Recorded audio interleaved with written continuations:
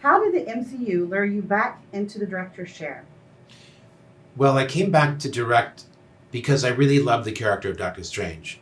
I got a call from Kevin Feige at Marvel saying that the original director had fallen out of this film and that they were looking for somebody and would I come in and meet.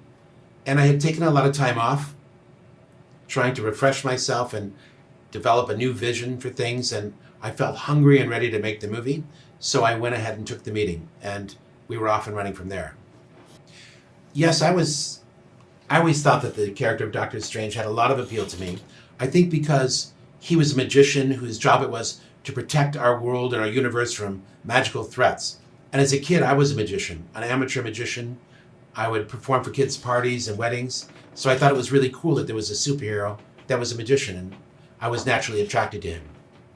When I met with Marvel and our writer, Michael Waldron, my main goal was to be true to the previous Marvel movies that have come before, to understand where those characters were and what the next step in their growth would be. And that's really what I used to guide the working on the screenplay for this particular picture. I wanted it to please the fans, and I thought that was the best way to do that. The multiverse is a universe just like our own, but an infinite number of them that exist just in a atomically thin line. They exist simultaneously to our own, invisible, but they're there nevertheless. Well, in describing the multiverse filmically, there was a tremendous amount of art direction and design that had to go into it. What would differentiate our universe from the next, and the next, and the next? And we decided that each universe would have to have its own look and feel. Where would it come from? What would the buildings look like? It started with determining what the society was like. Was it an orderly society? If so, perhaps the buildings would be flatter, less expansive, less dramatic, more orderly. Same with the colors. Maybe that color palette would be toned down in accordance with this orderly world. So we made a lot of decisions in the art department, production design, wardrobe, and photography, the choice of lenses and colors that we would use, what light would be filtered how. And we defined through all these different tools of filmmaking the different looks of the different universes. Most of it was practical builds with props and wardrobe, but the extensions had to be done digitally. Universe building is a much larger job than just world building. We had to make sure the audience understood everything about that place was similar to our own, but slightly different.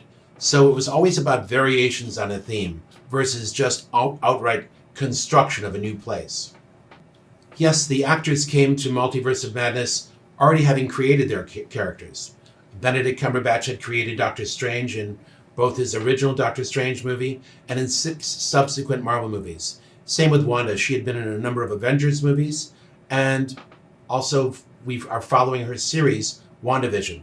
So the actors really knew their characters inside and out, and that was a different job for me as director, because now I didn't have to create them from scratch. I had to do a different job, which was presenting these characters with their altered selves. Because when you go into the multiverse, what you're actually doing is looking into a mirror, seeing either just a backwards version of yourself or a funhouse mirror version of yourself. The fact that these actors knew their characters so well enabled me to do that. They knew that by tweaking just the slightest aspect of their personality would be enough to create an interesting dynamic with their alter self. My experience working with the Marvel filmmakers and crew is fantastic. This is a company that really cares about its characters and the experience of the fan. That's number one. Other companies answer to shareholders. Marvel answers to the fan. That means they put story and integrity of characterization first, and it's a place that any director would want to work. I hope that when the audience goes to see Multiverse of Madness, they really feel as though they've left our universe behind and have taken a wild ride through these other parallel multiverses. I want them to see things they've never seen before, hear things they've never heard, and have a really unique big screen movie experience. If I had to describe the movie in one word, I would say possibilities.